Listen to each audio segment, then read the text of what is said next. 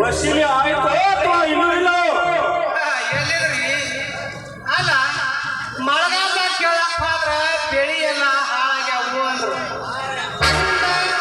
ಬ್ಯಾಸ್ಗ್ಯಾಗ ಕೇಳಕ್ ಹೋದ್ರ ಮಳಿ ಇಲ್ಲ, ಏನಿಲ್ಲ, ಒಟ್ಟ ಬೆಳಿನ ಬಂದಿಲ್ಲ ಅಂದ್ರು. ಅಲ್ಲ, ಒಟ್ಟಿಗೆ ಸಾಲಿಗೆ ತಿರುಗಿ ನಾನು 2 ಜೋಡಿ ಚಪ್ಪಲ್ನ ಹರಿದು ಒಟ್ಟಿ ಮಾತ್ರ ಬರ್ಲಿಲ್ಲ ನೋಡ್ರಿ. ಅಷ್ಟೊಂದು ಹತ್ತು ಮೀರರೆ ಈ ಹಳ್ಳಿ ಜನ. ಲೇ ಶಿವಪ್ಪ, ಅವರ ಆಸ್ತಿ ಪತ್ರಗಳನ್ನು ಜೋಪಾನವಾಗಿಟ್ಟುಕೋ. ನಂತರ ನಾನು ಅವರನ್ನು ಆಟವಾಡಿಸುತ್ತೇನೆ. ಹಂಗ ಮಾಡಿ ಆ ಮಬ್ಬ ನನ್ನ ಮಕ್ಕಳಿಗೆ ಸೊಕ್ಕು ಭಾಳ ಬಂದೈತಿ. ಹಂಗ ಮಾಡಿದ್ರ ಮಕ್ಕಳು ಹಾದಿ ಬರಂಗಿಲ್ರಿ.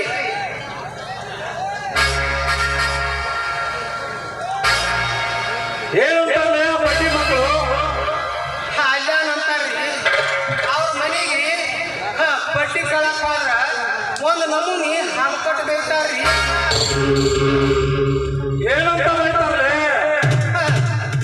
ಅಲ್ಲಿ ಅಂತ ಹೇಳ್ತೀರಿ, ಬೇವರ್ನ ಮಗನ ಅಂತಾರ್ರಿ, ಹಾಲ್ಕಟ್ಟನ ಮಗನ ಅಂತಾರು, ಮಗನ ಅಂತಾರು, ಹಿಂಗೆಲ್ಲ ಅಂತಾರ ನೋಡ್ರಿ.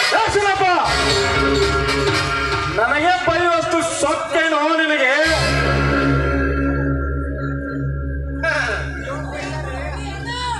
ಅಲ್ರಿ ಅಪ್ಪ, ನಿಮ್ಗೆ ಯಾಕೆ ನಾ ಬೈಲ್ರಿ? ನಾ ಹಿಂಗ ಸಾಲ ಕೇಳಕ್ ಹೋಗೋಣ, ಹಿಂಗ ನನಗೆ ಬೇಡರು ಅಂತಂದ ನಾನು ಮುಂದೆ ಹೇಳತ್ತೀನಿ. ಲೇ ಶಿವಪ್ಪ, ಅವರು ಆಳುಗಳಿಂದ ಹೊರ ತರಿಸಿ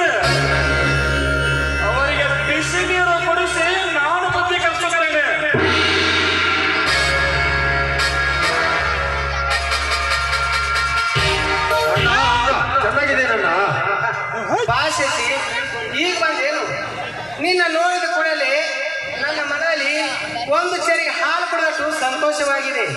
ಹಾ, ಹೇಗಿದೆ ನಿನ್ನ ವಿದ್ಯಾಭ್ಯಾಸ? ನಂದು LLB ಓದು ಬಹಳ ಚೆನ್ನಾಗಿ ನಡೀತಿದೆ. ಅಣ್ಣ, ನೀನು ಕಳಿಸುತ್ತಿರುವ ಹಣವನ್ನು ವ್ಯರ್ಥವಾಗಿ ಹಾಳು ಮಾಡದೆ ಬಹಳ ಒಳ್ಳೆ ರೀತಿಯಿಂದ ಬಳಸುತ್ತಾ ನನ್ನ ಓದನ್ನು ಬಹಳ ಚೆನ್ನಾಗಿ ಓದುತ್ತಿರ್ತೀನಿ ಅಣ್ಣ. ಮುಂದೆ ಒಬ್ಬ ಉತ್ತಮ ವಕೀಲನಾಗಿ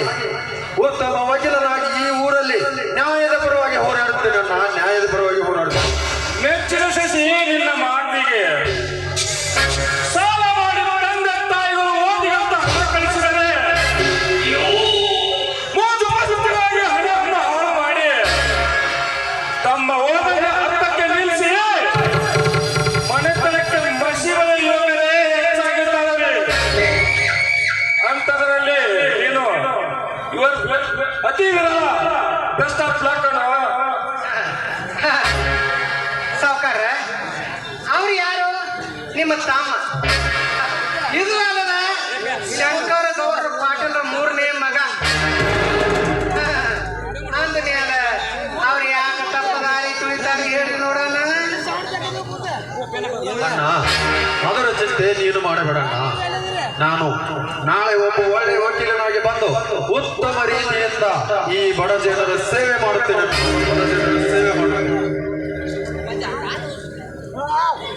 ಇದರಲ್ಲಿ ಋಣ ಮಾಡಬೇಕು.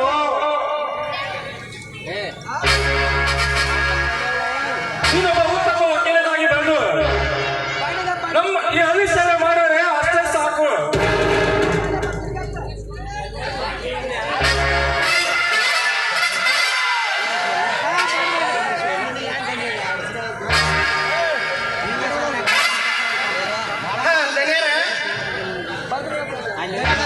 ನೋಡ್ರಿ, ಮೊದಲ ಅವ್ರಿಗೆ ತಿನ್ನಕ ಕೂಳಿಲ್ಲ.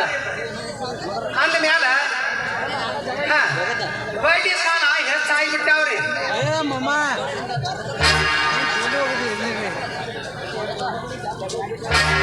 ಅದರ ಚಿಂತೆ ಬಿಟ್ಟು ಬಿಡೋಣ.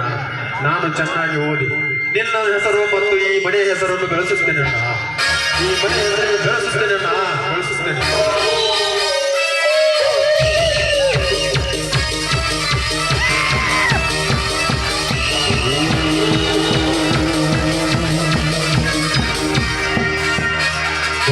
ಹೌದು ಶಶಿ, ನಾನು ಬಂದೆ. ನಡೆದವರ ಮನದಲ್ಲಿ ಮತ್ತೆ ನಾನು ಬಂದೆ.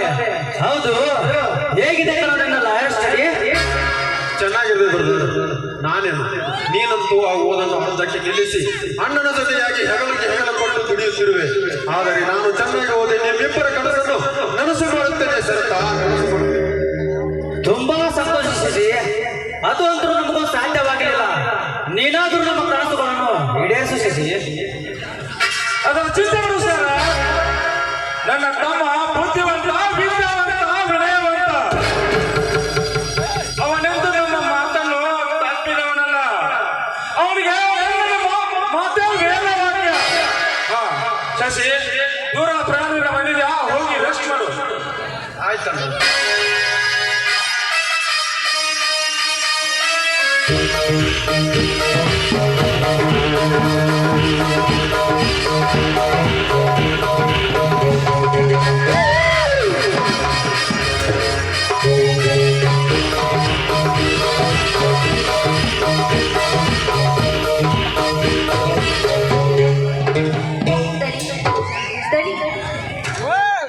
ಯಾರಮ್ಮ ನೀನು? ಏಕೆ ಹೇಳ್ತೇವೆ? ಶಾಂತಮ್ಮನ ಮಗಳು. ನನ್ನ ಹೆಸರು ಸುಜಾಂತ. ಹೌದಾ? ನನ್ನಿಂದ ಏನಾಗಬೇಕಾಗಿದೆ ಅಮ್ಮ ನಿನಗೆ? ಏನ್ ಬೇಕು ಕೇಳು. ಹಣ ಬೇಕು, ಆಸ್ತಿ ಬೇಕು, ಏನ್ ಬೇಕಾಗಿದೆ ಅಮ್ಮ ನಿನಗೆ? ಅದು ನಮ್ಮ ತಂದೆಯವರಿಗೆ ಆಸ್ಪತ್ರೆಯಲ್ಲಿ ಹೋಗಿದ್ದೇವೆ. ಆರೋಗ್ಯ ಸರಿಯಾಗಿಲ್ಲ, ಅದಕ್ಕೆ ಹಣ ಬೇಕಾಯಿತು. ನೀವು ಹಣ ಕೊಟ್ರೆ ಸಾಯೋವರೆಗೂ ನಿಮ್ಮ ಋಣ ನಾನು ತೀರಿಸ್ತೀನಿ. ಅಣ್ಣ, ಇಂಥ ಬಡ ಅಧಿಕಾರಿಗಳಿಗೆ ಹಣ ನೀಡಬೇಡಿ. ಇದೇನು ಕುತ್ತು, ಇದೇನು ಧರ್ಮಶಾಸ್ತ್ರವಲ್ಲ. ಹಾಗಾಗಿ ಬೇಡ ಸರ್. ಮನೆಗೆ ಬಂದ ಹೆಣ್ಣು ಮಕ್ಕಳನ್ನು ಹಾಗೆ ಕಳಿಸಬಾರದು. ಅದು ಅಲ್ಲದೆ ಮಾನವ ಧರ್ಮಕ್ಕೆ ಮಿಡಿಯುವುದು ನಮ್ಮ ಕರ್ತವ್ಯ. ಸುಧಾ, ನಿನಗೆ ಎಷ್ಟು ಹಣ ಬೇಕು ಕೇಳು. ನನಗೆ 1 ಲಕ್ಷ ಹಣ ಬೇಕಾಯಿತು. ನೀವು ಹಣ ಕೊಟ್ರೆ ನಿಮ್ಮ ಮನೆ ಕೆಲಸ ಮಾಡಾದ್ರು ನಾನು ನಿಮ್ಗೆ ಸಾಲ ತೀರಿಸ್ತೀನಿ. ದಯವಿಟ್ಟು ಇಲ್ಲ ಅಂತ ಮಾತ್ರ ಹೇಳ್ಬೇಡಿ. ಸುಧಾ, ಈ ಒಂದು ಮಾತು ಕೊಟ್ಟರೆ ಮುಗಿತು, ಹಿಂದೆ ಸರಿಯುವ ಮಾತೇ ಇಲ್ಲ.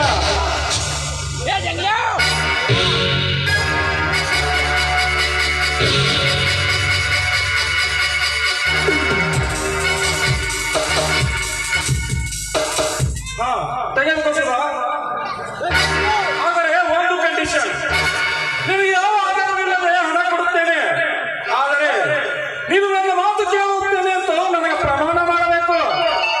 ಆಗಿದ್ದಲ್ಲಿ ನಿಮಗಾಗಿ ನನ್ನ ಪ್ರಾಣ ಬೇಕಾದ್ರೂ ಕೊಡ್ತೀನಿ. ಹೇಳಿ ನಾನೇನು ಮಾಡಿದೆ ಅಂತ.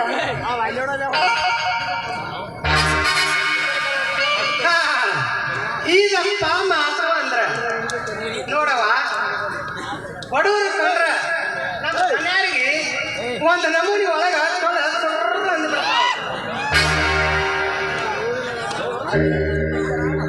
ಆಗಿದ್ದಲ್ಲಿ ನೀವು ಹೇಳಿದಂತೆ ನಾನು ಹಣ ಕೊಡ್ತೀನಿ. ದಯವಿಟ್ಟು ನಾನಿನ್ನು ಬಂದೆ. ಆಯ್ತು ಸುಧಾ, ಹೋಗಿ ಬಾ.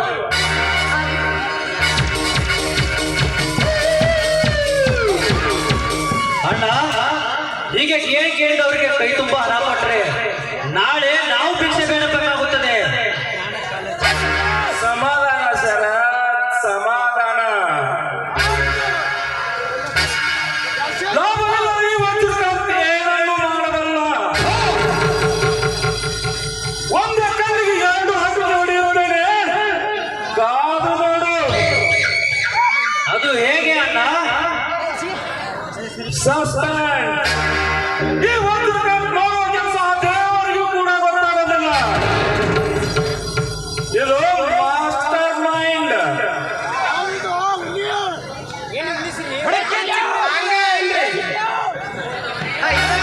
ಇದ ಖುಷಿಯಾಗ ಅವನಿ ಬಾರಿಗೆ ಹೋಗಿ ಕಮ್ಮ ದಾಖಲೆ ಮಾಡ್ಕೊಡೋದ ಆ ಸ್ನಾಯಕ್ ಸರ್, ಯಾವಕ್ಕೂ ಆ ಲಕ್ಷ್ಮಣನ ಮೇಲೆ ಒಂದು ಕಣ್ಣಿಟ್ಟರು. ಸಮಯ ಬಂದಾಗ ಸದೆ ಬಡಿಯುತ್ತೇನೆ. ಈ ಒಂದು ಕಣ್ಣಿಟ್ಟಿಲ್ಲ ಮುಗಿತು.